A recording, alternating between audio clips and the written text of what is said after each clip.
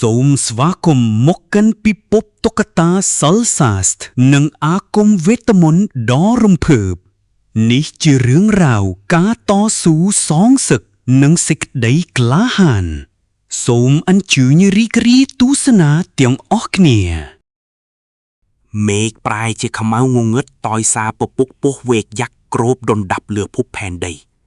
សំឡេងគ្រោះហ៊ីមនៃសត្វសាហាវបន្លឺឡើងពេញអាកាសធ្វើឲ្យមនុស្សគ្រប់គ្នាភ័យខ្លាចស្ដេចពស់អសរពិសបង្ហាញខ្លួននៅកណ្ដាលអាកាសទាំងកាចសាហាវពិសពណ៌ស្វាយចាប់ផ្ដើមស្រក់ចុះពីលើមេឃដូចជាភ្លៀងអាស៊ីតភូមិរបស់ជ័យត្រូវបានឆាបឆេះដោយភ្លើងពីរយ៉ាងសន្ធៅជ័យព្យាយាមជួយសង្គ្រោះអ្នកភូមិដែលកំពុងស្រែករកជំនួយយ៉ាងខ្លាំងផ្ទះសម្បាញ់ជាច្រើនបានរលីបាត់ទៅក្នុងសមុទ្រភ្លើងពណ៌ស្វាយយុវជនម្នាក់នេះមានអារម្មណ៍ឈឺចាប់និងចង់សងសឹកចំពោះការបំផ្លិចបំផ្លាញនេះនៅក្នុងកងភ្លើងទេវតាព្រះមុនីឥសីបានបង្ហន់ខ្លួនប្រកបដោយពន្លឺចែងចាំង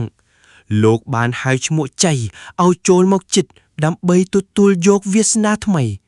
ពន្លឺពងមាសចេញពីខ្លួនលោកបានរុញច្រានផ្សែងពិសឲ្យឆ្ងាយជ័យលុតជង្គង់ចុះដោយការគោរពនៅចំពោះមុខព្រះឥសីព្រះមុនីឥសីបានហុតគ្រាប់ពុតព្រះសីអាគមឲ្យទៅជ័យលោកមានប្រសាសន៍ថានេះជាក្តីសង្ឃឹមតែមួយគត់របស់មនុស្សលោកគ្រាប់ពុតនោះបញ្ចេញពន្លឺពណ៌បៃតងស្រងាត់ខុសពីធម្មតាជ័យទទួលយកវាដោយដៃទាំងពីរនិងការបដិញ្ញាចិត្តយ៉ាងខ្ពស់ស្ដេចពួកអក្សរពិសោចចង្អុកពីលើមេឃមកកាន់ជ័យវាបញ្ជូនកងទ័ពពុះវែកតូចរាប់ពាន់ក្បាលមកវាយប្រហារភូមិជ័យត្រូវបង្ខំចិត្តរត់គេចខ្លួនឆ្ពោះទៅកាន់ភ្នំមុនសិលគាត់ក្រឡេកមើលក្រោយឃើញភូមិរបស់គាត់រលីបាត់ក្នុងផ្សែងជ័យបានមកដងរួងភ្នំសម្ងាត់មួយលើកំពូលភ្នំមុនសិលគាត់បានដាំក្របពូជឫស្សីអាគមទៅក្នុងដីដែលមានជីជាតិមុនអាគមគាត់ចាប់ផ្ដើមសូត្រមន្តតាមការណែនាំរបស់ព្រះមុនីឥសីផែនដីចាប់ផ្ដើមញ័ររិនជួយនិងបញ្ចេញពន្លឺភ្លឺស្វាងត្រឹមតែមួយពព្រិចភ្នែកទំពាំងឫស្សីមុនអាគមបានដុះឡើងយ៉ាងលឿនវាមិនមែនជាឫស្សីធម្មតាទេប៉ុន្តែវាមានពណ៌មាសលាយបៃតងជ័យមានអារម្មណ៍ថាមានថាមពលហូរចូលមកខ្លួនរបស់គាត់ចាប់ផ្ដើមហ្វឹកហាត់ក្បាច់គុណដោយប្រើទំពាំងនោះជាអាវុធជ័យហ្វឹកហាត់ទាំងយប់ទាំងថ្ងៃដោយមិនស្គាល់ពាក្យថាហត់នឿយគាត់វីគំតិចថ្មដាធំដោយប្រើលំពៀងទំពាំងតិចរាល់ដងខ្លួនរបស់គាត់ពោពេញដោយញើសនិងការតាំងចិត្តសងសឹកព្រះមុនីឥសីតាមមើលពីចម្ងាយដោយការពេញចិត្តជិះខ្លាំងមេតាប់កញ្ញាពិសបានរកឃើញកន្លែងលាក់ខ្លួនរបស់ជ័យនាងជិះលើខ្នងពស់វែកហោះហើរមកយ៉ាងលឿនស្លូវនាងដកដាវពិសចេញមកហើយចង្អុលទៅរកមុខជ័យការប្រយុទ្ធលើកដំបូងរវាងពន្លឺនិងងងឹតបានចាប់ផ្ដើមកញ្ញាពិសបញ្ចេញរលកពីស្ពស់ស្វាយមកលើជ័យយ៉ាងសាហាវជ័យប្រើលំពែងទំពាំងតយៈបង្វើការពារខ្លួនយ៉ាងរហ័សពន្លឺពណ៌បៃតងពីលំពែងបានបន្សាបពីស្នូភ្លាមជ័យលោតឡើងខ្ពស់ហើយវាយបុកទៅលើសត្រូវវិញការប្រយុទ្ធកាន់តែខ្លាំងក្លាឡើងរហូតដល់ភ្នំមុនសិលញ័ររិនជួយជ័យប្រែក្បាច់លំពែងនាគរាជមុនអាគមវីសម្រុកទៅមុខកញ្ញាពិសាក់ចាប់ដាំថយក្រោយដោយសារអានុភាពនៃលំពែងទំពាំងនាងបញ្ចេញផ្សែងខ្មៅដើម្បីបំភាន់ភ្នែកហើយរត់គេចខ្លួនជ័យដឹងថាដល់ពេលដែលត្រូវទៅកំទេចអាណាចក្រពោះហើយគាត់ធ្វើដំណើរឆ្លងកាត់ព្រៃងងឹតដែលពោពេញដោយគ្រោះថ្នាក់សត្វចម្លែកដែលកើតពីពិសបានចេញមករារាំងផ្លូវរបស់គាត់ជ័យប្រើលំពែងកាប់សម្លាប់ពួកវាដូចជាកាប់ដាំចេកជ័យបានមកដល់ជើងប្រាសាទពពុកខ្មៅដោយអណ្ដែតលើអាកាស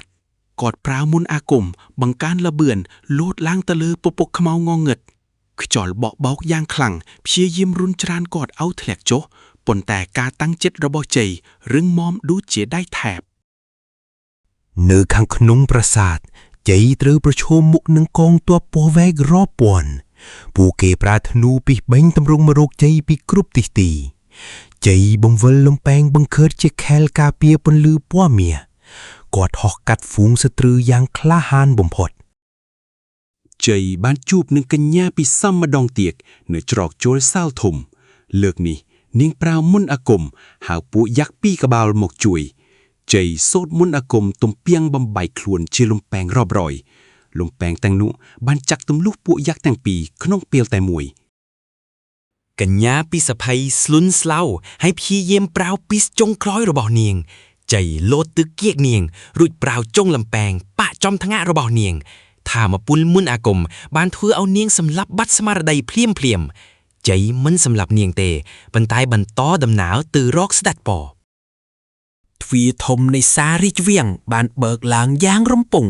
ស្ដេចពស់អសិរពស់អង្គុយលើបន្លំងឆ្អឹងខ្មោចយ៉ាងអង្អាចភ្នែករបស់វាបញ្ចេញពន្លឺទ្រហមឆ្អៅគួរឲ្យខ្លាចខ្លាំងណាស់វាបញ្ចេញសំណោចដែលធ្វើឲ្យចិញ្ចាំងប្រាសាទរញ្ជួយស្ដេចពស់អសិរប្រែក្រឡាខ្លួនជាមនុស្សពេតអាវក្រោះជញ្ជីងពស់វាកាន់ដាវកោងដែលស្រោបដោយពេកពណ៌ខ្មៅងងឹតបំផុតវាវីប្រហារមកលើជ័យដោយលបឿនលឿនដូចរន្ទះបាញ់ជ័យស្ទើរតែការពារមិនទាន់នៅការវាយប្រហារដ៏សាហាវនេះអាវុធទាំងពីរបានប៉ះគ្នាបង្កជាផ្ទុះថាមពលយ៉ាងខ្លាំងក្លាកំរាលឥដ្ឋថ្មម៉ាបបានបែកខ្ទេចខ្ទីដោយសារសម្ពាធអាគមជ័យមានអារម្មណ៍ថាដៃរបស់គាត់ចាប់ផ្ដើមស្ពឹកដោយសារកម្លាំងសត្រូវប៉ុន្តែរូបភាពភូមិដែលឆេះបានផ្ដល់កម្លាំងចិត្តដល់គាត់ស្ដេចពស់ប្រៅមុនអាគមងងឹតបង្កើតជាពស់វែកយ៉ាក់ចេញពីស្រមោល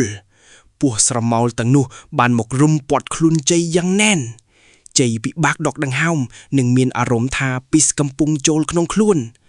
គាត់បិទភ្នែកសិនជឹងគិតដល់ពីបង្រៀនរបស់ព្រះមុនីឥសីជ័យសូត្រមន្តដាស់ថាមពលពើតនៃតំពាំងឫស្សីអាគមពន្លឺពណ៌បៃតងភ្លឺចាញ់ចាំងចេញពីបេះដូងរបស់គាត់មកខាងក្រៅពណ៌ស្រមៅទាំងអស់បានរលាយបាត់ទៅវិញភ្លាមជ័យបើកភ្នែកឡើងវិញដោយមានពន្លឺពណ៌មាសក្នុងក្របភ្នែកជ័យចាប់ផ្ដើមវាយបុកទៅលើស្ដេចពួកអសរពីវិញយ៉ាងសាហាវរាល់ការវាយលំពាំងរបស់គាត់បង្កើតជាសំឡេងនាគគ្រោះហ៊ីមស្ដេចពស់ចាប់ផ្ដើមមានរបួសពេញខ្លួននឹងហូរឈាមពណ៌ខ្មៅវាខឹងយ៉ាងខ្លាំងហើយសម្រេចចិត្តប្រើរូបរាងពិតរបស់វាស្ដេចពស់បានប្រែក្រឡាខ្លួនទៅជាពស់វែកក្បាល9ដ៏ធំសម្បើមក្បាលនីមួយព្រោះពីសពណ៌ផ្សេងគ្នាដែលបំផ្លាញអ្វីទាំងអស់ប្រាសាទពពកខ្មៅចាប់ផ្ដើមបាក់បែកដោយសារទម្ងន់របស់វា